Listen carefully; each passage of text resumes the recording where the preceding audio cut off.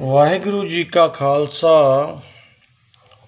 वाहिगुरु जी की फतेह। गुरु रूप गुरु सवारी साध संगत जी। सतगुरु नानक देव जी महाराज जगत जलंदे का उद्धार करते हुए जगत जलंदे नूं सड़दे बलदे नूं रखते हुए हुण जाके लाहौर पहुँचे हैं। अगे दी कथा जिवें है वो दास तुहानूं सरवण कराउंदा है। लाहौर दे विच एक दुनी चंद नाम दा बाणिया रहिंदा सी। ਉਹ ਜਿਹੜਾ ਬਾਣੀਆ ਸੀ ਲਾਹੌਰ ਦਾ ਉਹ ਬ੍ਰਾਹਮਣਾਂ ਨੂੰ ਭੋਜਨ ਵਗੈਰਾ ਛਕਾਇਆ ਕਰਦਾ ਸੀ। ਇੱਕ ਦਿਨ ਜਦੋਂ ਗੁਰੂ ਜੀ ਉੱਥੇ ਪਹੁੰਚੇ ਬਾਣੀਆਂ ਦੇ ਕੋਲ, ਉਦਣ ਉਹਨੇ ਸਰਾਧ ਕਰਿਆ ਸੀ। ਉਦਣ ਉਸਨੇ ਸਰਾਧ ਕਰਿਆ ਸੀ। ਸਰਾਧ ਤਾਂ ਗੁਰੂ ਜੀ ਨੇ ਪੁੱਛਿਆ ਬਈ ਸੇਠ ਜੀ, ਇਹ ਤੁਸੀਂ ਭੋਜਨ ਕਿਸ ਨਿਮਿਤ ਕੀਤਾ, ਕਿਉਂ ਕੀਤਾ ਹੈ? ਉਹ ਕਹਿਣ ਲੱਗਾ ਜੀ ਅੱਜ ਮੇਰੇ ਪਿਤਾ ਦਾ ਸਰਾਧ ਹੈ। ਅੱਜ ਮੇਰੇ ਪਿਤਾ ਦਾ ਸਰਾਧ ਹੈ। ਸਤਿਗੁਰੂ ਜੀ ਕਹਿਣ ਲੱਗੇ ਵੀ ਤੇਰੇ ਪਿਤਾ ਨੂੰ ਵੀ ਭੋਜਨ ਪਹੁੰਚਿਆ ਕਿ ਨਹੀਂ ਪਹੁੰਚਿਆ? ਉਹ ਕਹਿਣ ਲੱਗਿਆ ਜੀ ਇਹਦੀ ਤਾਂ ਮੈਨੂੰ ਖਬਰ ਨਹੀਂ ਹੈ, ਪਹੁੰਚਿਆ ਹੋਏਗਾ ਜਾਂ ਨਹੀਂ ਪਹੁੰਚਿਆ ਹੋਏਗਾ। ਗੁਰੂ ਜੀ ਕਹਿਣ ਲੱਗੇ ਦੁਨੀ ਚੰਦ, ਤੇਰਾ ਪਿਤਾ 5 ਦਿਨਾਂ ਤੋਂ ਭੁੱਖਾ ਬੈਠਾ ਹੈ। ਇਸ ਦਿਸ਼ਾ ਨੂੰ ਚਲੇ ਜਾ, ਜੰਗਲ ਦੇ ਵਿੱਚ ਪ੍ਰਸ਼ਾਦਾ ਵਗੈਰਾ ਲੈ ਜਾਈਂ ਕੁਛ ਆਪਣੇ ਕੋਲ, ਜੋ ਤੇਰੇ ਕੋਲ ਬਣਿਆ ਹੋਇਆ ਹੈ। ਤੇਰਾ ਚਿਹਰਾ ਵੇਖ ਕੇ ਉਹਨੂੰ ਬੋਲਣ ਦੀ ਸਮਰੱਥਾ ਹੋ ਜਾਏਗੀ ਤੇ ਜਾ ਚਲਿਆ ਜਾ। ਦੁਨੀ ਚੰਦ ਸਤਿਗੁਰੂ ਜੀ ਦਾ ਹੁਕਮ ਮੰਨ ਕੇ ਉਸ ਜੰਗਲ ਦਿਸ਼ਾ ਨੂੰ, ਜਿੱਧਰ ਗੁਰੂ ਜੀ ਨੇ ਕਿਹਾ ਸੀ ਉੱਧਰ ਨੂੰ ਚਲਿਆ ਗਿਆ। ਨਾਲ ਕੁਛ ਖੀਰ ਹੋਰ ਕੁਛ ਜਿਹੜੇ ਬਣਾਇਆ ਸੀ ਭੋਜਨ, ਇਹ ਲੈ ਕੇ ਚਲਾ ਗਿਆ। ਉਹ 4-5 ਕੋਹ ਦੂਰ ਜੰਗਲ 'ਚ ਜਾ ਕੇ ਇੱਕ ਝਾੜੀ ਦੇ ਵਿੱਚ ਬੈਠਾ ਇੱਕ ਬਘਿਆੜ ਆਇਆ। ਬਘਿਆੜ ਨੇ ਦੁਨੀ ਚੰਦ ਦੇ ਕੋਲ ਆਇਆ ਜਦੋਂ ਬਘਿਆੜ, ਤਾਂ ਦੁਨੀ ਚੰਦ ਨੇ ਹੱਥ ਜੋੜ ਕੇ ਜਾਂ ਉਹਦੇ ਹੱਥ ਅੱਗੇ ਜੋੜੇ ਤਾਂ ਉਸੇ ਟਾਈਮ ਬਘਿਆੜ ਨੂੰ ਬੋਲਣ ਦੀ ਸਮਰੱਥਾ ਹੋ ਗਈ। ਕਹਿਣ ਲੱਗਿਆ ਪਿਤਾ ਜੀ। ਬਘਿਆੜ ਉਹਦੇ ਬਾਪ ਵਰਗਾ ਸਰੂਪ, ਬਾਪ ਵਾਲਾ ਸਰੂਪ ਧਾਰ ਕੇ ਅੱਗੇ ਖੜਾ ਹੋ ਗਿਆ। ਕਹਿਣ ਲੱਗਿਆ ਦੁਨੀ ਚੰਦ, ਪਿਤਾ ਜੀ ਬਈ ਤੁਸੀਂ ਤਾਂ ਬੜੇ ਧਰਮਾਤਮਾ ਸੀ, ਤੁਸੀਂ ਤਾਂ ਬੜੇ ਸੰਤ ਸੇਵੀ ਸੀਗੇ, ਤੁਹਾਨੂੰ ਇਹ ਕਿਉਂ ਕਰ ਬਘਿਆੜ ਦੀ ਪਾਈ ਜੂਨੀ ਤੁਸੀਂ? ਉਹ ਕਹਿਣ ਲੱਗਿਆ ਦੁਨੀ ਚੰਦ ਦਾ ਪਿਤਾ ਵੀ ਇਹ ਪੁੱਤਰ, ਜਦੋਂ ਮੇਰੀ ਮ੍ਰਿਤਿੂ ਹੋਈ, ਮੇਰੇ ਪ੍ਰਾਣ ਨਿਕਲਣ ਲੱਗੇ, ਆਪਣੇ ਗੁਆਂਢੀ ਮੱਛੀ ਬਣਾ ਰਹੇ ਸੀ। ਉਹਨਾਂ ਨੇ ਮੱਛੀ ਦੀ ਜਦੋਂ ਸਮੈਲ ਆਈ ਮੈਨੂੰ ਜਦੋਂ, ਤਾਂ ਮੇਰਾ ਮਨ ਮਾਸ ਖਾਣੇ ਵਿੱਚ ਚਲਾ ਗਿਆ ਵੀ ਜੇ ਕਿਤੇ ਠੀਕ ਹੁੰਦੇ ਤਾਂ ਅੱਜ ਮਾਸ ਹੀ ਖਾਂਦੇ। ਅੰਤ ਕਾਲ ਜੇ ਲక్ష్ਮੀ ਸਿਮਰੈ, ਐਸੀ ਚਿੰਤਾ ਮੈਂ ਜੇ ਮਰੈ, ਸਰਪ ਜੋਨ ਬਲ ਬਲ ਉਤਰੈ। ਭਾਈ ਤਲੋਚਨ ਜੀ, ਭਗਤ ਤਲੋਚਨ ਜੀ ਕਹਿੰਦੇ ਆ, ਅੰਤ ਕਾਲ ਜੇ ਮੰਦਰ ਸਿਮਰੈ, ਐਸੀ ਚਿੰਤਾ ਮੈਂ ਜੇ ਮਰੈ, ਪ੍ਰੇਤ ਜੂਨ ਬਲ ਬਲ ਉਤਰੈ। ਸਾਰਿਆਂ ਨੂੰ ਦੱਸਦੇ ਆ। ਅੰਤ ਕਾਲ ਜੇ ਇਸਤਰੀ ਬਾਰੇ ਵੀ ਦੱਸਦੇ ਆ, ਅੰਤ ਕਾਲ ਜੇ ਇਸਤਰੀ ਸਿਮਰੈ, ਐਸੀ ਚਿੰਤਾ ਮੈਂ ਜੇ ਮਰੈ, ਬੇਸਵਾ ਜੂਨ ਬਲ ਬਲ ਉਤਰੈ। ਉਹ ਨਰੈਣ ਬਾਰੇ ਵੀ ਦੱਸਦੇ ਆ, ਅੰਤ ਕਾਲ ਜੇ ਨਰੈਣ ਸਿਮਰੈ, ਐਸੀ ਚਿੰਤਾ ਮੈਂ ਜੇ ਮਰੈ, ਬਾਦਤ ਤਰਲੋਚਨ ਤੇ ਨਰ ਮੁਕਤਾ ਪਿਤੰਬਰ ਵਾ ਕੇ ਦਿਵਸੈ। ਉਹ ਜਿਸ ਤਰ੍ਹਾਂ ਦੀ ਮਰਨ ਸਮੇਂ ਜਿੱਦਾਂ ਦੀ ਬੰਦੇ ਦੀ ਦ੍ਰਿਸ਼ਟੀ ਚੱਲ ਜਾਵੇਗੀ ਉਸ ਤਰ੍ਹਾਂ ਹੀ ਬੰਦੇ ਨੂੰ ਜੂਨਾਂ ਮਿਲ ਜਾਂਦੀਆਂ ਹੈ। ਹੁਣ ਕਈ ਬੰਦੇ ਲੋਕ ਕਹਿੰਦੇ ਵੀ ਜੂਨ ਨੇਚਰਲੀ ਹੈ, ਤਾਂ ਮਰਨ ਤੋਂ ਬਾਅਦ ਜੂਨਾਂ ਤਾਂ ਭੋਗਣੀਆਂ ਹੀ ਪੈਂਦੀਆਂ ਜੀ। ਜੂਨਾਂ ਤਾਂ ਭੋਗਣੀਆਂ ਹੀ ਪੈਂਦੀਆਂ ਮਰਨ ਤੋਂ ਬਾਅਦ। ਅਗਰ ਜੂਨਾਂ ਮਰਨ ਤੋਂ ਬਾਅਦ ਭੋਗਣੀਆਂ ਹੀ ਪੈਂਦੀਆਂ ਫਿਰ ਨਾਮ ਜਪਣ ਦਾ ਕੀ ਫਾਇਦਾ। ਫਿਰ ਅੰਮ੍ਰਿਤ ਛਕਣ ਦਾ ਪਤਾ ਹੀ ਹੈ ਵੀ ਮਰਨ ਤੋਂ ਬਾਅਦ ਜੂਨਾਂ ਹੀ ਭੋਗਣੀਆਂ ਪੈਣੀਆਂ, ਫਿਰ ਅੰਮ੍ਰਿਤ ਛਕਣ ਦਾ ਕੀ ਫਾਇਦਾ। ਫਿਰ ਸ਼ੁਭ ਕੰਮ ਕਰਨ ਦਾ ਕੀ ਫਾਇਦਾ, ਨੇਕੀਆਂ ਖੱਟਣ ਦਾ ਕੀ ਫਾਇਦਾ। ਫਿਰ ਤਾਂ ਜਿੰਨਾ ਮਰਜ਼ੀ ਸੰਸਾਰ 'ਚ ਉਪਦਰਵ ਕਰੀ ਜਾਓ, ਪਤਾ ਤਾਂ ਹੈਗਾ ਵੀ ਜੂਨਾਂ ਭੋਗਣੀਆਂ ਪੈਣੀਆਂ। ਇਹ ਨਹੀਂ ਹੈ, ਜੂਨ ਉਹਨੂੰ ਭੋਗਣੀ ਪੈਂਦੀ ਹੈ ਜਿਹੜਾ ਮਾੜੇ ਕਰਮ ਕਰਦਾ ਹੈ। ਨੇਕ ਪੁਰਸ਼ ਨੂੰ ਜੂਨਾਂ ਨਹੀਂ ਭੋਗਣੀਆਂ ਪੈਂਦੀਆਂ। ਜਿਹੜਾ ਬੰਦਾ ਸਵੇਰੇ ਅੰਮ੍ਰਿਤ ਵੇਲੇ ਉੱਠ ਕੇ ਦਾਤਨ ਕੁਰਲਾ ਇਸ਼ਨਾਨ ਕਰਨ ਤੋਂ ਬਾਅਦ ਪਰਮੇਸ਼ਰ ਦੀ ਬੰਦਗੀ ਵਿੱਚ ਜੁੜਦਾ ਏ, ਦਿਨ ਵਿੱਚ ਭਲੇ ਕੰਮ ਕਰਦਾ ਏ, ਪਰਮੇਸ਼ਰ ਨਿਮਿਤ ਦਾਨ ਕਰਦਾ ਏ, ਹੋਰ ਪਰਮੇਸ਼ਰ ਨੂੰ ਯਾਦ ਰੱਖਦਾ ਏ, ਉਹਨਾਂ ਲੋਕਾਂ ਨੂੰ ਜੂਨਾਂ ਨਹੀਂ ਭੋਗਣੀਆਂ ਪੈਂਦੀਆਂ। ਜਿਹੜਾ ਬੰਦੇ ਨੇ ਕਲਗੀਧਰ ਪਾਤਸ਼ਾਹ ਦੇ ਖੰਡੇ ਬਾਟੇ ਦਾ ਅੰਮ੍ਰਿਤ ਛਕਿਆ ਹੋਇਆ ਏ, ਉਹਨਾਂ ਲੋਕਾਂ ਨੂੰ ਜੂਨਾਂ ਨਹੀਂ ਭੋਗਣੀਆਂ ਪੈਂਦੀਆਂ। ਜੂਨਾਂ ਉਹਨਾਂ ਨੂੰ ਭੋਗਣੀਆਂ ਪੈਂਦੀਆਂ ਅੱਜ ਧੂਰੀ, ਕੱਲ੍ਹ ਮੋਗੇ, ਪਰਸੋਂ ਨੂੰ ਪਟਿਆਲੇ। ਜਿਹੜੇ ਲੋਕ ਕਦੇ ਕਿਤੇ ਵੜ ਗਏ, ਕਦੇ ਕਿਤੇ ਵੜ ਗਏ, ਕਦੇ ਕਿਤੇ ਵੜ ਗਏ, ਗੰਗਾ ਗਏ ਗੰਗਾ ਰਾਮ, ਜਮਨਾ ਗਏ ਜਮਨਾ ਦਾਸ, ਉਹਨਾਂ ਲੋਕਾਂ ਨੂੰ ਇੱਦਾਂ ਦੀਆਂ ਤਾਮਸੀ ਜੂਨਾਂ ਭੋਗਣੀਆਂ ਪੈਂਦੀਆਂ ਏ। ਕਦੇ ਕੁੱਤੇ ਬਣ ਗਏ, ਕਦੇ ਸ਼ੇਰ ਬਣ ਗਏ, ਕਦੇ ਬਾਂਦਰ ਬਣ ਗਏ, ਕਦੇ ਬਿੱਲੇ ਬਣ ਗਏ, ਕਦੇ ਬਘਿਆੜ ਬਣ ਗਏ, ਕਦੇ ਕਾਂ ਬਣ ਗਏ, ਕਦੇ ਕੁਛ ਬਣ ਗਏ। ਕੁੱਕਰ ਹੈ, ਸ਼ੂਕਰ ਹੈ, ਗਰਤ ਪੈ, ਸਰਪ ਨੇ, ਕਾਕ ਨੇ, ਤੁਲਕਲ ਹੈ। ਇਹ ਜਿਹੜੀਆਂ ਗੁਰੂ ਅਰਜਨ ਦੇਵ ਜੀ ਮਹਾਰਾਜ ਦੱਸਦੇ ਆ ਗੁਰਬਾਣੀ ਵਿੱਚ ਬਈ ਇੱਦਾਂ ਦੀਆਂ ਨਖਿੱਧ ਜੂਨੀਆਂ ਬੰਦੇ ਨੂੰ ਭੋਗਣੀਆਂ ਪੈਂਦੀਆਂ ਏ। ਤਾਂ ਉਹ ਕਹਿਣ ਲੱਗਿਆ ਬਘਿਆੜ ਵੀ ਹੁਣ ਤੂੰ ਇੱਕ ਪੂਰਨ ਪੁਰਖ ਦੇ ਦਰਸ਼ਨ ਕਰਕੇ ਆਇਆ।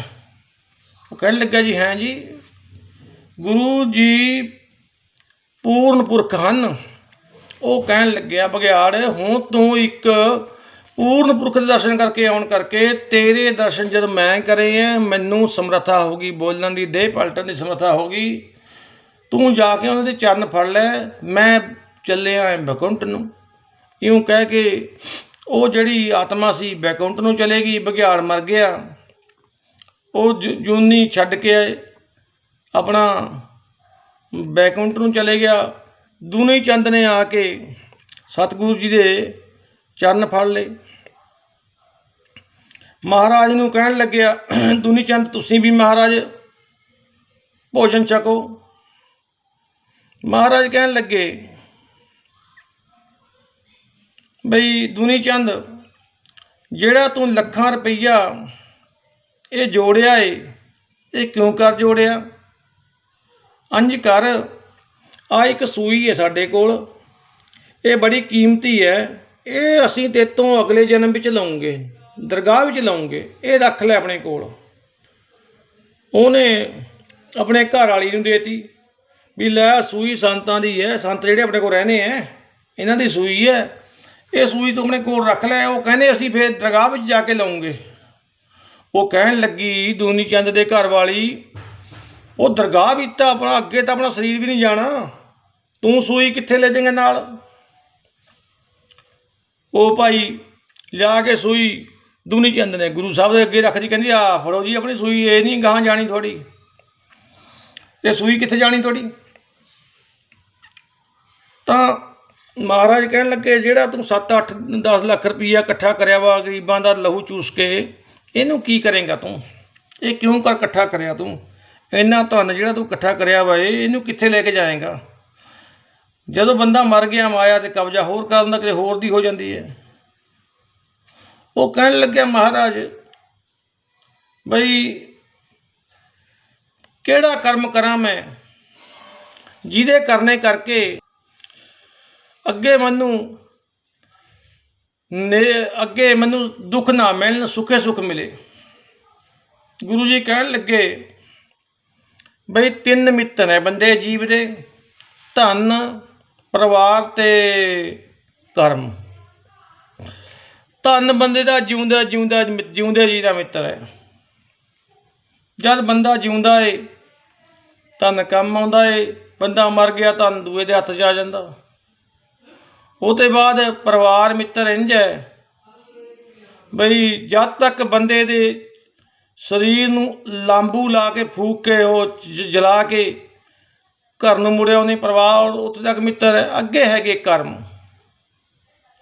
जिहा बीजा सो लेना है, कणमा संधड़ा खेत। अगे कर्म कम आउंदे हैं। कर्मी आपो अपनी के नेड़े के दूर, जिनी नाम ते आया गए मुसक्कत काल नानक ते मुकोजले किरती छुट्टी नाल। जिहड़ा बंदा परमेश्वर का नाम जपदा, चंगे कर्म करदा, उत्तम कर्म करदा, उन्हां नूं सदगति प्राप्त हुंदी है। महाराज ने दुनी चंद नूं समझाया। दुनी चंद ने सारा रुपया गरीबां दे विच वंड दित्ता, गरीबां लोकां नूं दान कर दित्ता। ते दुनी चंद गुरु जी का पूर्ण सिख बन गया।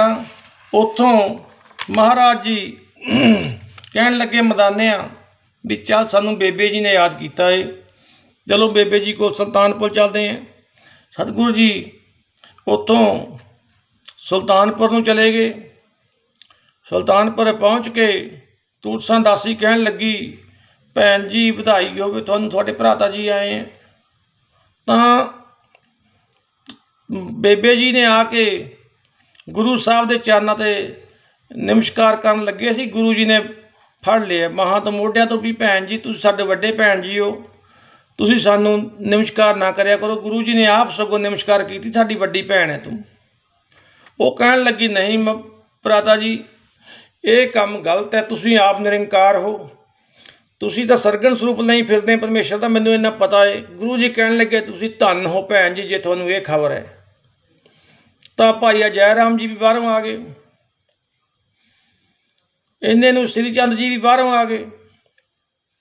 तो श्री चंद जी ने गुरु जी के चरणों ते नमस्कार की, कोल बिठा लिया महाराज जी ने, होर सुख शांत पुछी। भैन जी ने सुंदर प्रसादे वधिया वधिया मिठे सलोने भोजन तैयार करे। सारियां ने बैठ के बड़े प्यार दे नाल भाई बाला मरदाना अते श्री चंद जी ते श्री जय राम जी सब ने भोजन छकिया। दूजे दिन उतों सतगुरु जी ने चलण की तैयारी कर ली भी चलीए। मदाना कहता भी महाराज जी आप पिंड भी मारे ये गेड़ा, बहुत देर हो गई, हुण तां पिंड जा आने मिले आने माता पिता नूं। गुरु जी कहन लगे चल मदानिया पिंड भी जा आने जे तू कहना है। भैन जी कहते जी भराता जी अज का दिन होर रोको, अज का दिन साडे कोल होर रोको। तो प्यार करके भैन जी ने एक दिन गुरु जी ने होर अपने कोल रोक लिया।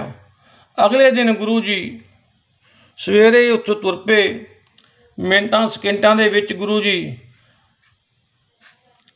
शबद ते सूरत की सवारी करके भाई बाले ते मदाने के सहित तलवंडी अपने पिंड चंद्रभान संधू के खूह ते बैठ गए। बाले के पिता का खूह सी चंद्रभान संधू का खूह, उहदे खूह ते बैठ गए। जाके मरदाने नूं आख्या भी जा मरदानिया घरे मिलिया, जा भाई बाला तू भी घरे मिलिया, पर घरां मोह विच नहीं फस जाना, जल्दी जल्दी आ जाओ। मरदाना कहन लग्या पातशाह जी बड़े चिरां बाद चलिया है, 12-14 साल बाद घर चले हैं महाराज, कोई खाली हथ मैं क्यों कर जावां, किस तरह जावां खाली हथ, कोई मैं डूम है तेरे घर दा। महाराज कहन लगे इत्थों जो मर्जी चुक लिया, गुरु भी इत्थे रोड़ा दी भर लै बुक, अगे जाके घर जाके जो तू मनवा करेंगा वही हो जाएगा। मदाने दे कोल परना या जिहड़ा है सी, उहने एक चंगा लप रोड़ा का भर लिया। शेर 1.5 शेर उन्हें रोड़ भर लिया। उन्होंने पता सी भी गुरु नानक का वचन बिरथा नहीं जाता, क्यों रह गया महाराज के नाल रह के बड़े उन्हें कौतक वेखे सी। उन्हें कहा भी मैं 12-14 साल बाद घर चलिया है, कुछ ना कुछ घर का कुछ बन जाए। तो 1.5-2 शेर रोड़ उन्हें भर ले, जा घरे जाके खोलिया, सोने दियां मोहरां बनिया हुई। तो घर दे बड़े खुश होए भी साडा बापू न्याणे कहते साडा आया बड़ा सोना लेके आया। घर वाली कहन लगी साडा भी मेरे इन्हां न्याणिਆਂ ਦਾ बाप आया तो बड़ा सोना लेके आया। घर वाली वैसे सोना तीमियां नूं बड़ा प्यारा हुंदा सोना। चल चंगी भी मदाने की चंगी गुजरान हो जाएगी सोने नाल। सोना किनूं नहीं प्यारा हुंदा, पैसा किनूं नहीं प्यारा हुंदा भी चंगी चलो टाइम वधिया लंघ जाएगा। अपने घर थोड़ा टाइम बैठ के मदाना मैं तो कालू जी के घर चला गया तो माता तृप्ता जी दे कोल थोड़ा टाइम बैठा। वो पुछी भी गए मेरा पुत नानक कित्थे है, मेरा पुत नानक कित्थे। मदाने ने गल नहीं आउण दित्ती कोई, उठ के तुर पिया। माता जी सोचते हैं भी जेड़ा उठ के झट ही तुर पिया मदाना कोई ना गल तो है, आया होना इत्थे ही बैठा होना किते। तो माता जी पिछे पिछे नाल नाल चाचा लालू तुर पिया। जद चंद्रभान संधू के खूह ते तुर गए, उधर माता जी ने सतगुरु जी ने आउंदे वेख्या तो गुरु जी अगे मिले। माता जी ने अगे उठ के गुरु जी ने माता जी के चरणों ते नमस्कार की। माता जी ने गुरु जी ने कलामे विच लै लिया, बड़ा प्यार किया, अखां भर आए, नेत्र भर आए। ओ माता जी रोन लग गए। गुरु जी ने कहन लगी पुत्र तू साडे घरे कल्ला कल्ला पुत्र है, अज बड़े चिरां बाद आया है, मैं सदा ही तेरा राह तकदी रहनी है। इन्ने च खबर किते कालू जी ने भी होगी भी बाले मरदाने नहीं सारे आ गए भी उत्थे बैठे हैं खूह ते। वो भी झट दे के उत्थे आ गए कालू जी। गुरु जी ने पिता कालू जी ने नमस्कार करी, मत्था टेकिया। कालू जी ने प्यार किया पितर पुत्र नूं, सुख शांत पुछी। वो कहन लगे घर चलो। महाराज कहन लगे बई माता जी रागड़ बढ़ांस विच गुरु जी कहने हैं अमली अमल न अंबल है, मच्छी नीर ना होए। महाराज जी ने बढ़ांस राग दे विच कहा है जो रत्ते सा अपने तिन भाव है सब कोए। सानू असी परमेश्वर दे नाल रंग मन जोड़िया होया है माता जी। सानू घर किसी तरह का सानू कोई जरूरत नहीं है।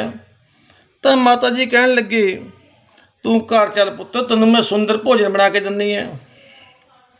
महाराज जी ने फिर माता जी ने कहा वो श्री राग की बाणी है, सब रस मिठे मन्निए सुनिए सलोने।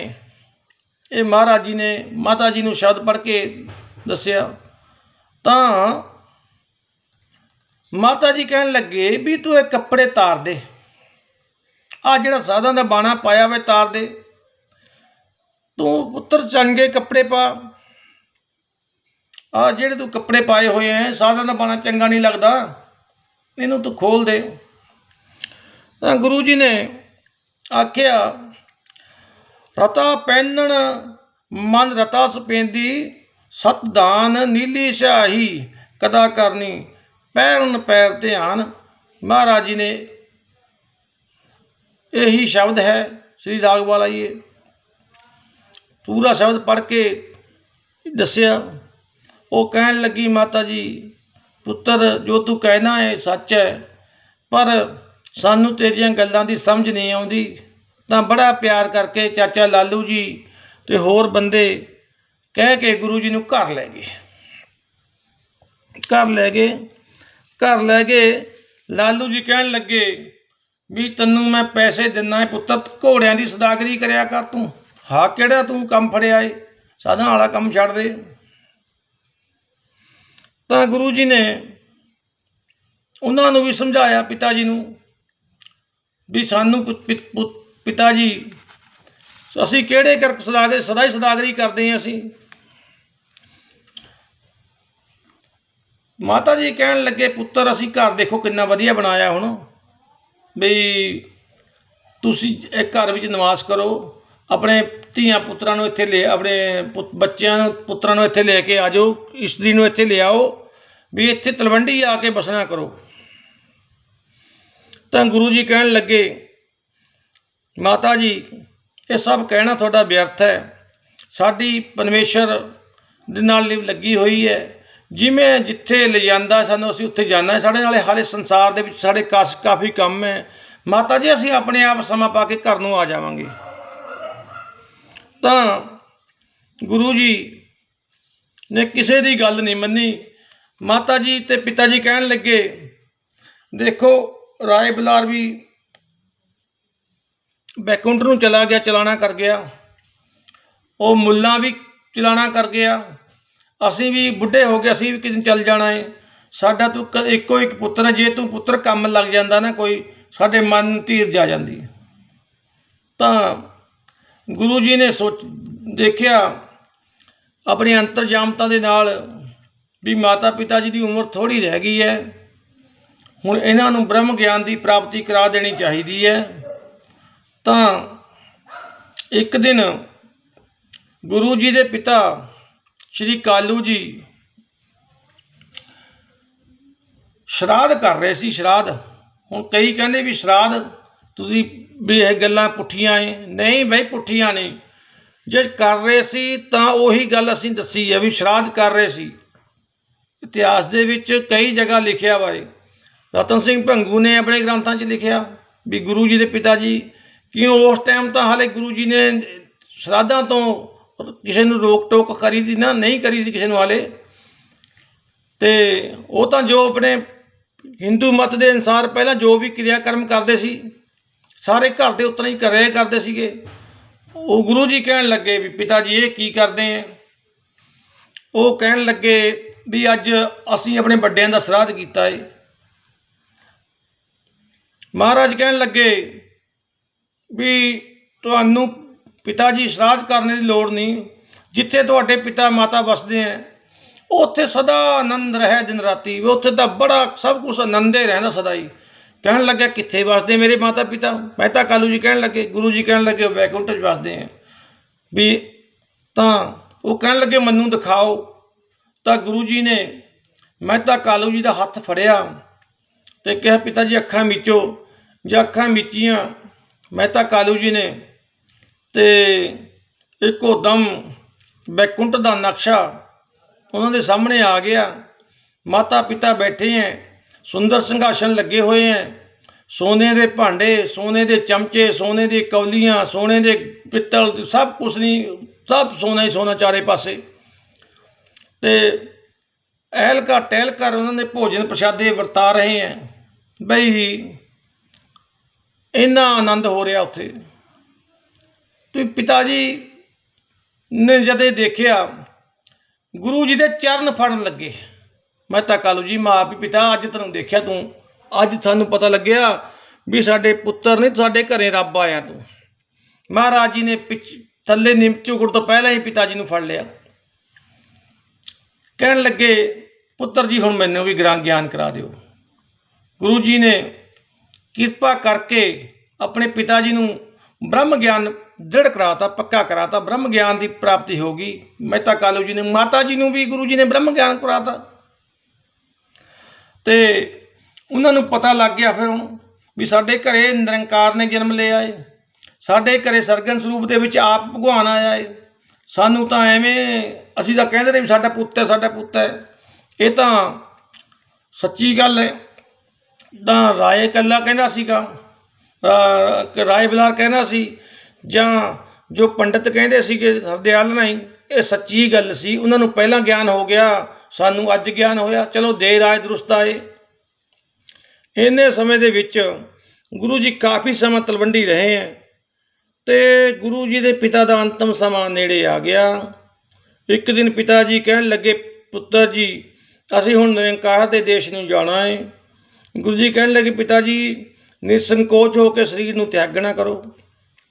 ਪਹਿਲਾਂ ਪਿਤਾ ਜੀ ਨੇ ਸਰੀਰ ਤਿਆਗਤਾ। ਗੁਰੂ ਜੀ ਨੇ ਜਾ ਕੇ ਦਾਹ ਸੰਸਕਾਰ ਕਰਿਆ। ਉਹ ਤੇ ਕੁਛ ਦਿਨਾਂ ਬਾਅਦ ਮਾਤਾ ਜੀ ਸਰੀਰ ਛੱਡ ਕੇ ਨਿਰੰਕਾਰ ਦੇ ਦੇਸ਼ ਨੂੰ ਚਲੇ ਗਏ। ਗੁਰੂ ਜੀ ਨੇ ਉਹਨਾਂ ਦਾ ਵੀ ਸੰਸਕਾਰ ਕਰਿਆ। ਸੰਸਕਾਰ ਵਗੈਰਾ ਕਰਕੇ ਕਿਰਿਆ ਕਰਮ ਜੋ ਵੀ ਕਰਦੇ ਹੁੰਦੇ ਆ ਉਹ ਕਰ ਪੱਤਰ ਕੇ ਮਹਾਰਾਜ ਨੇ ਸਾਰੇ ਘਰ ਦੇ ਭਾਂਡੇ ਗਰੀਬਾਂ ਨੂੰ ਵੰਡ ਦਿੱਤੇ। ਗਰੀਬਾਂ ਨੂੰ ਸਾਰੇ ਘਰ ਦੇ, ਬਾਕੀ ਘਰ ਆਪਣਾ ਚਾਚੇ ਲਾਲੂ ਨੂੰ ਦੇ ਕੇ ਵੀ ਲਓ ਚਾਚਾ ਜੀ ਸੰਭੋ, ਜਿਹਨੂੰ ਮਰਜ਼ੀ ਸੰਭਾਲੋ ਘਰ, ਅਸੀਂ ਚੱਲਦੇ ਹਾਂ। ਤੇ ਥੋੜ੍ਹੇ ਦਿਨਾਂ ਬਾਅਦ ਚਾਚਾ ਲਾਲੂ ਵੀ ਚੜ੍ਹਾਈ ਕਰ ਗਿਆ ਤੇ ਚਾਚੀ ਜੀ ਵੀ ਗੁਰੂ ਜੀ ਦੇ ਨਿਰੰਕਾਰ ਦੇ ਦੇਸ਼ ਨੂੰ ਚਲੇ ਗਈ। ਤਾਂ ਗੁਰੂ ਜੀ ਉੱਥੋਂ ਫਿਰ ਆਪਣੇ ਸੱਚ ਧਰਮ ਦੀ ਫੌਜ ਲੈ ਕੇ ਭਾਈ ਮਰਦਾਨੇ ਤੇ ਬਾਲੇ ਨੂੰ ਨਾਲ ਲਿਆ, ਫਿਰ ਚੱਲ ਪਏ। ਜਾ ਕੇ ਕੁਰੂਕਸ਼ੇਤਰ ਪਹੁੰਚ ਗਏ। ਸੂਰਜ ਗ੍ਰਹਿਣ ਲੱਗਿਆ ਹੋਇਆ ਏ। ਕੁਰੂਕਸ਼ੇਤਰ ਬੈਠ ਕੇ ਜਾ ਕੇ ਮਿੱਠੇ ਸ਼ਬਦ ਪੜ੍ਹ, ਮਿੱਠੀ ਸੁਰ ਦੇ ਵਿੱਚ ਮਰਦਾਨੇ ਨੇ ਇੱਕ ਸ਼ਬਦ ਪੜ੍ਹਿਆ। ਇੱਕ ਰਾਣੀ ਤੇ ਉਹਦਾ ਪੁੱਤਰ ਆ ਗਿਆ। ਉਹਨਾਂ ਨੇ ਆ ਕੇ ਨਮਸਕਾਰ ਕਰੀ, ਗੁਰੂ ਜੀ ਨੂੰ ਮੱਥਾ ਟੇਕਿਆ। ਇੱਕ ਮਿਰਗ ਮਾਰਿਆ ਹੋਇਆ ਸੀ ਉਹਨਾਂ ਨੇ, ਉਹ ਮਿਰਗ ਗੁਰੂ ਜੀ ਦੇ ਅੱਗੇ ਲਿਆ ਰੱਖਿਆ। ਮਹਾਰਾਜ ਨੂੰ ਕਹਿਣ ਲੱਗਿਆ ਉਹ ਮੁੰਡਾ ਅਤੇ ਉਹਦੀ ਮਾਂ ਵੀ ਮਹਾਰਾਜ ਸਾਨੂੰ, ਅਸੀਂ ਇੱਕ ਦੇਸ਼ ਦੇ ਰਾਜੇ ਸੀਗੇ, ਸਾਨੂੰ ਦੁਸ਼ਮਣਾਂ ਨੇ ਕੱਢਤਾ ਦੇਸ਼ ਵਿੱਚੋਂ, ਤੁਸੀਂ ਪੂਰਨ ਪੁਰਖ ਲੱਗਦੇ ਹੋ, ਸਾਡੇ 'ਤੇ ਕਿਰਪਾ ਕਰੋ, ਸਾਨੂੰ ਸਾਡਾ ਰਾਜ ਮਿਲ ਜਾਵੇ। ਗੁਰੂ ਜੀ ਨੇ ਆਖਿਆ ਇਹਨੂੰ ਛੋਟਾ ਛੋਟਾ ਕਰਕੇ ਲਿਆਓ, ਇਹਨੂੰ ਸਾਫ਼ ਕਰਕੇ ਛੋਟਾ ਛੋਟਾ ਕਰਕੇ ਲਿਆਓ। ਤਾਂ ਮੁੰਡੇ ਨੇ, ਜਿਹਦੇ ਕੋਲ ਕਿਰਪਾਨ ਵਗੈਰਾ ਹੈ ਸੀ ਰਾਜੇ ਦੇ ਮੁੰਡੇ ਕੋਲ, ਉਹਨੇ ਹਿਰਨ ਨੂੰ ਸਾਫ਼ ਕਰਕੇ ਛੋਟਾ ਛੋਟਾ ਕਰਕੇ ਲਿਆ ਕੇ ਪਤੀਲੇ ਵਿੱਚ ਪਾ ਕੇ ਲਿਆ ਕੇ ਥੱਲੇ, ਗੁਰੂ ਜੀ ਨੇ ਕਿਹਾ ਵੀ ਅੱਗ ਬਾਲ ਕੇ ਥੱਲੇ ਧਰਨਾ, ਇਹਨੂੰ ਅੱਗ ਬਾਲ ਕੇ ਰੱਖ ਦੇ। ਤਾਂ ਉਸ ਬੱਚੇ ਨੇ ਇਸ ਤਰ੍ਹਾਂ ਹੀ ਕੀਤਾ, ਅੱਗ ਬਾਲ ਕੇ ਉਹ ਰੱਖਤਾ,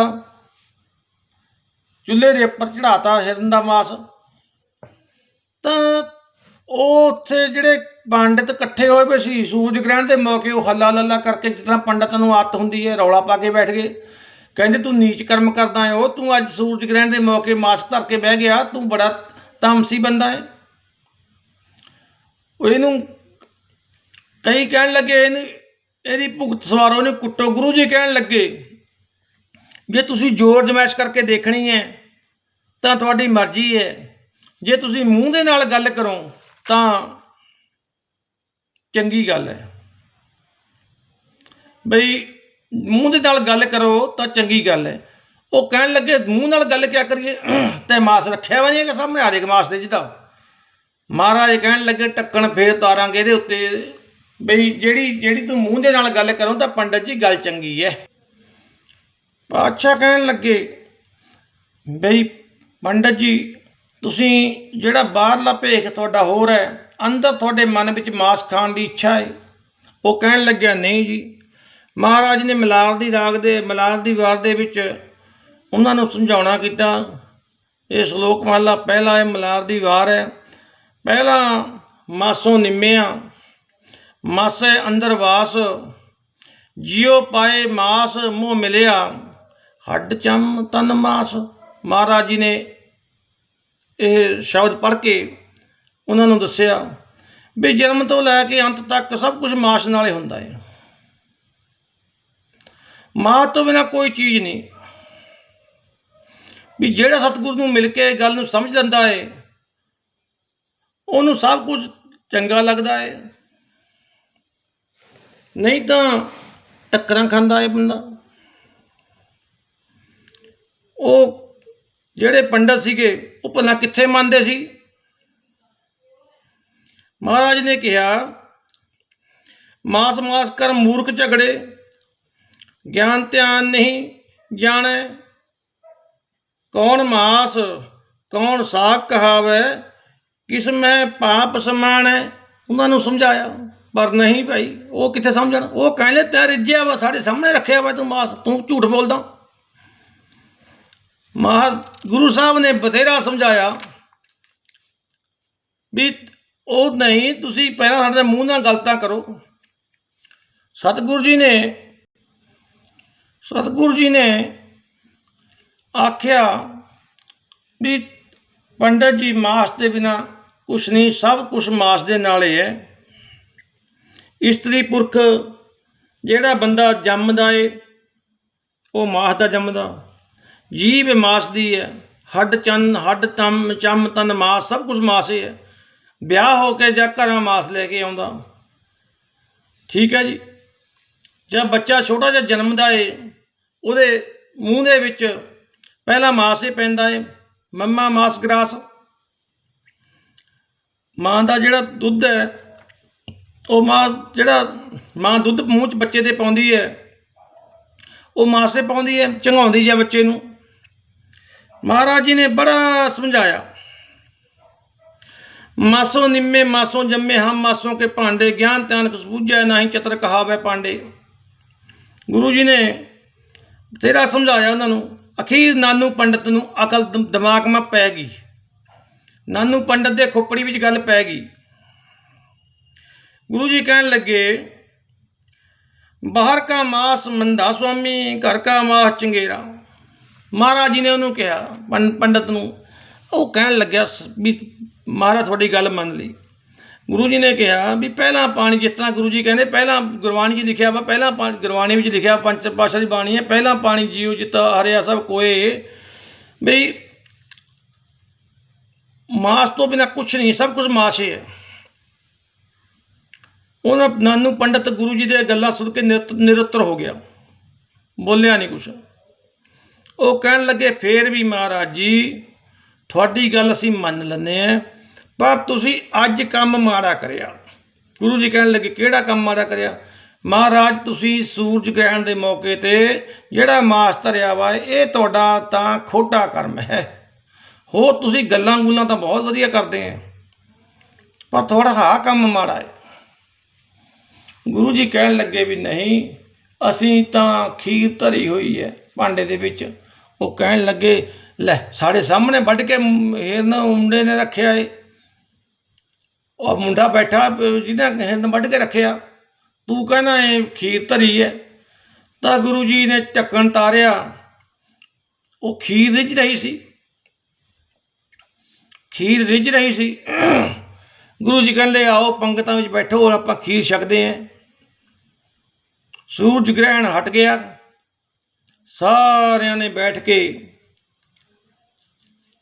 ਜਦੋਂ ਪੰਗਤਾਂ ਦੇ ਵਿੱਚ ਖੀਰ ਛਕੀ, ਸਾਰਿਆਂ ਨੇ ਉਹਨੇ ਕਿਹਾ ਵੀ ਇਹ ਕੀ ਬਣ ਗਿਆ?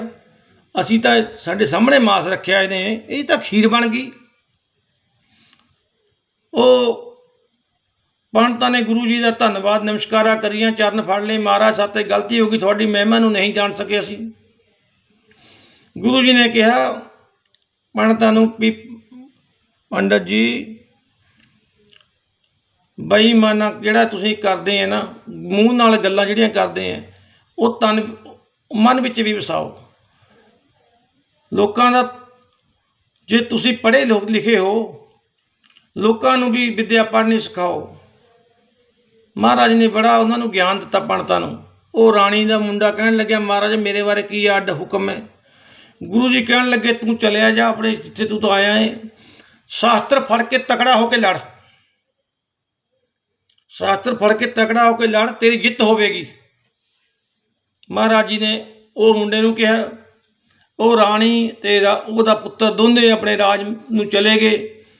ਥੋੜ੍ਹੀ ਜਿਹੀ ਫੌਜ ਇਕੱਠੀ ਕਰ ਲਈ ਇਹਨਾਂ ਨੇ, ਕਰਕੇ ਤਕੜੇ ਹੋ ਕੇ ਜਦੋਂ ਲੜੇ, ਦੂਜੇ ਰਾਜੇ ਦੀ ਫੌਜ ਹਾਰ ਗਈ। ਉਹ ਮੁੰਡਾ ਫੇਰ ਮੇਰੇ ਤੋਂ ਮੁੜ ਕੇ ਬਾਦਸ਼ਾਹ ਬਣ ਗਿਆ। ਸਤਿਗੁਰੂ ਜੀ ਉੱਥੇ ਕਾਫੀ ਦੇਰ ਰਹੇ। ਉੱਥੋਂ ਮਹਾਰਾਜ ਅੱਗੇ ਚਲੇ ਗਏ ਹਰਿਦੁਆਰ। ਉੱਥੇ ਮੇਲਾ ਲੱਗਿਆ ਵਾ ਸੀ ਹਰਿਦੁਆਰ। ਬਹੁਤ ਲੋਕ ਇਕੱਠੇ ਹੋਏ ਵੇ, ਬਾਹਮਣ ਸੂਰਜ ਵੱਲ ਨੂੰ ਪਾਣੀ ਦੇ ਰਹੇ ਸੀ, ਉੱਪਰ ਨੂੰ ਚੱਕ ਚੱਕ ਕੇ ਪਾਣੀ ਦੇ ਰਹੇ ਸੂਰਜ ਨੂੰ। ਮਹਾਰਾਜ ਉਹਨਾਂ ਕੋਲ ਨਹੀਂ ਦੇਖੀ ਗਏ। ਮਹਾਰਾਜ ਨੇ ਆਪਣਾ ਦੂਏ ਪਾਸੇ ਨੂੰ ਜੱਕਾ ਜੋੜਤਾ, ਇੱਧਰ ਨੂੰ ਪਾਣੀ ਲੱਗ ਕੇ ਦੇਣ, ਦੂਏ ਪੁੱਠੇ ਪਾਸੇ ਨੂੰ ਸ਼ਿਵ ਜੀ ਨੂੰ। ਉਹ ਪੰਡਤ ਇੱਕੋ ਦਮ ਗੁਰੂ ਜੀ ਵੱਲ ਵੇਖਣ ਲੱਗ ਕੇ ਕਹਿਣ ਲੱਗੇ, ਆ ਕਿਆ ਕਰਦਾ ਤੂੰ ਉਲਟੀ ਰੀਤ, ਤੂੰ ਪੁੱਠਾ ਕੰਮ ਕਿਉਂ ਕਰਦਾ? ਉਹ ਗੁਰੂ ਜੀ ਨੇ ਉਹਦੀ ਗੱਲ ਨਹੀਂ ਸੁਣੀ। ਇੱਧਰ ਉੱਧਰ ਦੇਖ ਕੇ ਮਹਾਰਾਜ ਫੇਰ ਲੱਗ ਕੇ ਪਾਣੀ ਝੱਟਣ ਉਤਰੇ। ਮਹਾਰਾਜ ਉਹ ਗੁਰੂ ਜੀ ਨੂੰ ਕਹਿਣ ਲੱਗਿਆ, ਆ ਤੂੰ ਕੀ ਕਰਦਾ ਹੈ? ਮਹਾਰਾਜ ਕਹਿਣ ਲੱਗੇ, ਤੁਸੀਂ ਕੀ ਕਰਦੇ ਹੋ? ਉਹ ਕਹਿਣ ਲੱਗੇ ਅਸੀਂ ਤਾਂ ਸੂਰਜ ਦੇਵਤਾ ਨੂੰ ਪਾਣੀ ਦੇ ਰਹੇ ਹਾਂ, ਅਸੀਂ ਪਿੱਤਰਾਂ ਨੂੰ ਪਾਣੀ ਦੇ ਰਹੇ ਹਾਂ। ਮਹਾਰਾਜ ਫੇਰ ਉਧਰ ਨੂੰ ਲੱਗੇ ਪਾਣੀ ਝੱਟਣ। ਕਹਿੰਦੇ ਤੂੰ ਦੱਸਿਆ ਨਹੀਂ, ਤੂੰ ਕੀ ਕਰਦਾ? ਗੁਰੂ ਜੀ ਕਹਿਣ ਲੱਗੇ ਅਸੀਂ ਜਦੋਂ ਆਏ ਸੀ ਅਸੀਂ ਆਪਣੀ ਖੇਤੀ ਬੀਜ ਕੇ ਆਏ ਸੀ, ਉਹ ਖੇਤੀ ਬੀਜ ਸਾਡੀ ਰਾਹਾਂ, ਅਸੀਂ ਉਰੇ ਆ ਗਏ, ਖੇਤੀ ਸੁੱਕਦੀ ਹੈ, ਅਸੀਂ ਉਹਨੂੰ ਪਾਣੀ ਦੇ ਰਹੇ ਹਾਂ ਖੇਤੀ ਨੂੰ। ਉਹ ਕਹਿੰਦੇ ਬਈ ਇੱਥੋਂ ਤੇਰੀ ਖੇਤੀ ਨੂੰ ਪਾਣੀ ਕਿਸ ਤਰ੍ਹਾਂ ਪਹੁੰਚ ਜੂਗਾ? ਕਿੱਥੇ ਤੁਹਾਡੀ ਖੇਤੀ ਹੈ ਤੇ ਕਿੱਥੇ ਹਰਿਦੁਆਰ ਹੈ, ਗੰਗਾ, ਤੁਹਾਡੀ ਖੇਤੀ ਨੂੰ ਪਾਣੀ ਕਿਸ ਤਰ੍ਹਾਂ ਪਹੁੰਚ ਜੂਗਾ? ਮਹਾਰਾਜ ਕਹਿਣ ਲੱਗੇ ਪਖੰਡ ਕਿਉਂ ਕਰਦੇ ਆ, ਤੁਹਾਡਾ ਪਾਣੀ ਸੂਰਜ ਕੋਲ ਪਹੁੰਚ ਜੂਗਾ? ਕਹਿਣ ਲੱਗੇ ਜੀ ਨਹੀਂ। ਵੀ ਮਹਾਰਾਜ ਕਹਿੰਦੇ ਪਖੰਡ ਕਿਉਂ ਕਰਦੇ ਆ? ਉਹ ਸਾਡਾ ਤਾਂ ਪਾਣੀ ਬੰਨ ਲਾ ਕੇ ਕਿਸੇ ਠੱਗ ਲਾ ਕੇ ਅਸੀਂ ਭੇਜ ਵੀ ਸਕਦੇ ਹਾਂ, ਧਰਤੀ ਦਾ ਪਾਣੀ ਧਰਤੀ 'ਤੇ ਚੱਲ ਜਾਊਗਾ, ਤੁਸੀਂ ਦੱਸ ਸੂਰਜ 'ਤੇ ਪਾਣੀ ਕਿੱਥੇ ਚੜਾਉਂਗੇ? ਉਹ ਕਹਿਣ ਲੱਗੇ ਜੀ ਅਸੀਂ ਜੇ ਮਹਾਰਾਜ ਪਖੰਡ ਨਾ ਕਰੀਏ ਸਾਨੂੰ ਪੁੱਛਦਾ ਕੋਈ ਨਹੀਂ। ਮੰਮਣ ਕਹਿੰਦੇ ਅਸੀਂ ਜੇ ਪਖੰਡ ਨਾ ਕਰੀਏ ਸਾਨੂੰ ਪੁੱਛਦਾ ਹੀ ਕੋਈ ਨਹੀਂ। ਮਹਾਰਾਜ ਕਹਿੰਦੇ ਜੇ ਤੁਸੀਂ ਨਾਮ ਜਪੋਗੇ, ਜੇ ਤੁਸੀਂ ਪਰਮੇਸ਼ਰ ਦਾ ਭਜਨ ਕਰੋਗੇ ਤਾਂ ਤੁਹਾਡੀ ਵੀ ਚੜ੍ਹਦੀ ਕਲਾ ਹੋਊਗੀ। ਅਤੇ ਇੰਨੀਆਂ ਗੱਲਾਂ ਇਸ ਕਥਾ ਦੇ ਵਿੱਚ ਕੱਲ੍ਹ ਨੂੰ ਬਾਕੀ ਦਾ ਅਗਲਾ ਪ੍ਰਸੰਗ ਗੁਰੂ ਜੀ ਅਯੁੱਧਿਆ ਮਥੁਰਾ ਬਿਦਰਾਬਨ ਜਿਹੜੇ ਜਾਣਾ ਹੈ ਮਹਾਰਾਜ ਨੇ, ਅਗਲੀ ਜਿਹੜੀ ਕੱਲ੍ਹ ਦੀ ਸਾਖੀ ਦੇ ਵਿੱਚ ਇਹ ਗੱਲਾਂ ਸੁਣਾਈਆਂ ਜਾਊਗੀਆਂ। ਮਹਾਰਾਜ ਅਯੁੱਧਿਆ ਨਗਰੀ ਗਏ, ਬਿੰਦਰਾਬਨ ਗਏ, ਹੋਰ ਅੱਗੇ ਮਹਾਰਾਜ ਨੇ ਪਤਾ ਨਹੀਂ ਕਿੱਥੇ ਕਿੱਥੇ ਹਲੇ ਸੰਸਾਰ ਦਾ ਭਲਾ ਕਰਨ ਵਾਸਤੇ ਜਾਣਾ ਹੈ। ਅਤੇ ਮੈਨੂੰ ਕਈ ਲੋਕ ਕਹਿੰਦੇ ਹੈ ਵੀ ਨਹੀਂ ਗੁਰੂ ਜੀ ਇਸ ਤਰ੍ਹਾਂ ਨਹੀਂ ਸੀ, ਗੁਰੂ ਜੀ ਆਏ ਉੜ ਕੇ ਕਿੱਦਾਂ ਚਲੇ ਜਾਂਦੇ ਸੀ? ਗੁਰੂ ਜੀ 1 ਮਿੰਟ ਵਿੱਚ ਉੱਥੇ ਹੈ, 1 ਮਿੰਟ ਵਿੱਚ ਗੁਰੂ ਜੀ ਉੱਥੇ ਤੇ ਉੱਥੇ ਚਲੇ ਗਏ, ਕਿਸ ਤਰ੍ਹਾਂ ਹੋ ਗਿਆ? ਵੀ ਇਹਦੇ ਵਿੱਚ ਤਾਂ ਐਂ ਤਾਂ ਹੋ ਨਹੀਂ ਸਕਦਾ, ਸਾਡੇ ਕਹਿਣ ਨਾਲ ਕੁਛ ਨਹੀਂ ਹੁੰਦਾ, ਸਾਡੇ ਕਹਿਣ ਦੇ ਨਾਲ ਕੁਛ ਨਹੀਂ ਹੁੰਦਾ। ਉਹ ਮਨ ਦੀ ਰਫਤਾਰ ਤੋਂ ਵੀ ਤੇਜ਼ ਜਾਣੇ ਵਾਲੇ ਹੁੰਦੇ, ਜਿਹੜਾ ਸ਼ਬਦ ਸੁਰਤ ਦੀ ਸਵਾਰੀ ਕਰਦਾ ਏ ਮਨ, ਜਿਹੜੀ ਮਨ ਦੀ ਗਤੀ ਹੈ। ਹੁਣ ਮਨ ਮੇਰਾ ਇੱਥੇ ਹੈ, ਸਕਿੰਟ ਬਾਅਦ ਮਨ ਮੇਰਾ ਚਲੇਗਾ ਅਮਰੀਕਾ, ਜਿਵੇਂ ਅਮਰੀਕਾ ਕਨੇਡਾ। ਉਹ ਜਿਹੜੀ ਸ਼ਬਦ ਅਤੇ ਸੁਰਤ ਦੀ ਸਵਾਰੀ ਹੈ ਉਹ ਮਨ ਦੀ ਗਤੀ ਤੋਂ ਵੀ ਤੇਜ਼ ਹੈ। ਸ਼ਬਦ ਅਤੇ ਸੁਰਤ ਦੀ ਸਵਾਰੀ ਕਰਕੇ ਜਿੱਥੇ ਮਰਜ਼ੀ ਚਲੇ ਜਾਣਾ, ਉਹਨੇ ਕਿਹੜਾ ਜਾ ਕੇ ਟਿਕਟਾਂ ਉਡੀਕਣੀਆਂ ਜਹਾਜ਼ ਦੀਆਂ ਵੀ ਵੀਜ਼ਾ ਲੱਗੂਗਾ, ਟਿਕਟ ਜਾਊਂਗੇ ਲੈ ਕੇ ਜਹਾਜ਼ ਆਊਗਾ। ਉਹ ਤਾਂ ਆਪ ਮੁਕਤ ਹੈ, ਪਰਮੇਸ਼ਰ ਦਾ ਰੂਪ ਹੈ, ਜਿੱਥੇ ਕਿਤੇ ਜਾ ਸਕਦੇ ਹੈ, ਜਿੱਥੇ ਕਿਤੇ ਆ ਸਕਦੇ ਹੈ, ਕੋਈ ਰੋਕਣੇ ਵਾਲਾ ਨਹੀਂ ਹੈ। ਆਪ ਨਰੈਣ ਕਲਾਤਾਰ ਜਗ ਮੈਂ ਪਰਵਰਿਓ, ਨਿਰੰਕਾਰ ਆਕਾਰ ਜੋਤ ਜਗ ਮੰਡਲ ਕਰਿਓ। ਉਹਨਾਂ ਨੇ ਸੰਸਾਰ ਦੇ ਭਲੇ ਵਾਸਤੇ ਅਨੇਕਾਂ ਲੋਕਾਂ ਦਾ, ਭਾਈ ਗੁਰਦਾਸ ਜੀ ਕਹਿੰਦੇ ਤਾਰੇ ਗਿਣੇ ਜਾਤ ਹੈ ਨਾ ਤਾਰੇ ਗਿਣੇ ਜਾਤ ਹੈ। ਕਹਿੰਦੇ ਉਹ ਉੱਪਰਲੇ ਤਾਰੇ, ਜਿਹੜੇ ਤਾਰੇ ਹੈ ਉੱਪਰ ਰਾਤ ਨੂੰ ਚੜ੍ਹਦੇ ਤਾਰੇ, ਜਿਹੜੇ ਤਾਰੇ ਨਿਕਲਦੇ ਆ, ਜਿਹੜੇ ਇਹਨਾਂ ਤਾਰਿਆਂ ਦੀ ਗਿਣਤੀ ਕੀਤੀ ਜਾ ਸਕਦੀ ਹੈ, ਮੁਮਕਿਨ ਹੈ। ਪਰ ਜਿਨ੍ਹਾਂ ਲੋਕਾਂ ਦਾ ਗੁਰੂ ਨਾਨਕ ਦੇਵ ਜੀ ਨੇ ਭਲਾ ਕਰਿਆ ਇਹ ਤਾਰੇ ਹੈ, ਉਹਨਾਂ ਦੀ ਗਿਣਤੀ ਨਹੀਂ ਹੋ ਸਕਦੀ, ਨਾ ਮੁਮਕਿਨ ਹੈ ਉਹਨਾਂ ਦੀ ਗਿਣਤੀ ਕਰਨੀ। ਸੰਸਾਰ ਦੇ ਲੋਕ ਜਿਹੜੇ ਅੱਜ ਕੱਲ੍ਹ ਹੈ ਇਹ ਉਂਗਲਾਂ ਬਹੁਤ ਉਠਾਉਂਦੇ ਹੈ। ਇਹਨਾਂ ਨੂੰ ਉਂਗਲ ਇਹ ਤਾਂ ਸ਼ਹੀਦ ਆ ਜਿਸ ਤਰ੍ਹਾਂ ਬਾਬਾ ਦੀਪ ਸਿੰਘਾਂ 'ਤੇ ਉਠਾਉਂਗੇ, ਜਾਂ ਉਂਗਲ ਉਠਾਉਣਗੇ ਸਾਹਿਬਜ਼ਾਦਿਆਂ 'ਤੇ। ਦੇਖੋ ਘਰ ਦਾ ਪੇਤੀ ਲੰਕਾ ਢਾਏ, ਹੋਰ ਇਹਨੂੰ ਕੋਈ ਚੱਜ ਦੀ ਗੱਲ ਨਹੀਂ ਸੁੱਝਦੀ। ਜਾਂ ਇਹ ਮਹਾਂਪੁਰਸ਼ਾਂ 'ਤੇ ਉਂਗਲ ਉਠਾਉਣਗੇ, ਆਹ ਭਿੰਡਰਾਂ ਵਾਲਾ ਆਏ ਤਾਂ ਜੀ, ਸੰਤ ਗੁਰਬਚਨ ਸਿੰਘ ਆਏ ਤਾਂ, ਉਹ ਫਲਾਣਾ ਆਏ ਤਾਂ। ਜਾਂ ਉਠਾਉਣਗੇ ਉਂਗਲ ਗੁਰੂ ਨਾਨਕ ਦੇਵ ਜੀ 'ਤੇ, ਜਾਂ ਉਠਾਉਣਗੇ ਗੁਰੂ ਅਰਜਨ ਦੇਵ ਜੀ 'ਤੇ ਉਂਗਲ। ਇਸ ਤਰ੍ਹਾਂ ਹੋਇਆ ਹੀ ਨਹੀਂ ਕਦੇ। ਤੱਤੀ ਦੇਗ ਵਿੱਚ ਕਿਸ ਤਰ੍ਹਾਂ ਵਾਲਤਾ ਹੋ, ਐਂ ਤਾਂ ਹੋ ਹੀ ਨਹੀਂ ਸਕਦਾ ਕਦੇ। ਇਹ ਪਤਾ ਨਹੀਂ ਬਸ ਆਪਣੇ ਕੋਲ ਤੇ ਐਂ ਤਾਂ ਹੋ ਨਹੀਂ ਸਕਦਾ ਕਦੇ, ਇਹ ਤਾਂ ਹੋ ਹੀ ਨਹੀਂ ਸਕਦਾ। ਕਿਵੇਂ ਹੋ ਗਿਆ? ਇਹਨਾਂ ਨੂੰ ਫੜ ਕੇ ਦੇਗ ਵਿੱਚ ਤਾਲਣਾ ਚਾਹੀਦਾ ਹੈ ਲੋਕਾਂ ਨੂੰ, ਇਹੋ ਜਿਹਿਆਂ ਨੂੰ, ਜਿਹੜਾ ਇਹਨੂੰ ਪਤਾ ਲੱਗੇ ਵੀ ਕਿਸ ਤਰ੍ਹਾਂ ਹੋਇਆ, ਆਏ ਇਸ ਤਰ੍ਹਾਂ ਹੋਇਆ ਸੀਗਾ। ਸਮਝ ਆਪਣੇ ਮਨ ਨੂੰ ਟਿਕਾਉਣਾ ਨਹੀਂ, ਉਲਟੀਆਂ ਗੱਲਾਂ ਕਰਨੀਆਂ। ਤੇ ਗੁਰੂ ਘਰ ਦੇ ਨਿੰਦਕ ਲੋਕ ਆ ਜਿਹੜੇ, ਇਹਨਾਂ ਨਿੰਦਕਾਂ ਦਾ ਨਿੰਦਕ ਕਾ ਵਸਾਓ ਨਾ ਕੀਜੇ। ਨਿੰਦਕ ਦਾ ਵਸਾਹ ਨਹੀਂ ਕਰਨਾ ਚਾਹੀਦਾ। ਨਿੰਦਕ ਉੱਥੇ ਹੱਥ ਪਾਉਂਦਾ ਜਿੱਥੇ ਹੱਥ ਨਹੀਂ ਪਹੁੰਚਦਾ ਇਹਦਾ, ਉੱਥੇ ਕੋਸ਼ਿਸ਼ ਕਰਦਾ ਏ। ਇੰਨੀਆਂ ਗੱਲਾਂ ਕਹਿੰਦਾ ਹਕੀਮਾਂ ਦਾ ਜਾਚਕ ਹੈ। ਜੇ ਕੁਛ ਗਲਤ ਕਹਿ ਪਿਆ ਹੋਇਆ, ਬਾਕੀ ਕੱਲ੍ਹ ਦੇ ਕਥਾ ਦੇ ਵਿੱਚ ਦੱਸਿਆ ਜਾਊਗਾ ਜੀ। ਵਾਹਿਗੁਰੂ ਜੀ ਕਾ ਖਾਲਸਾ, ਵਾਹਿਗੁਰੂ ਜੀ ਕੀ ਫਤਿਹ।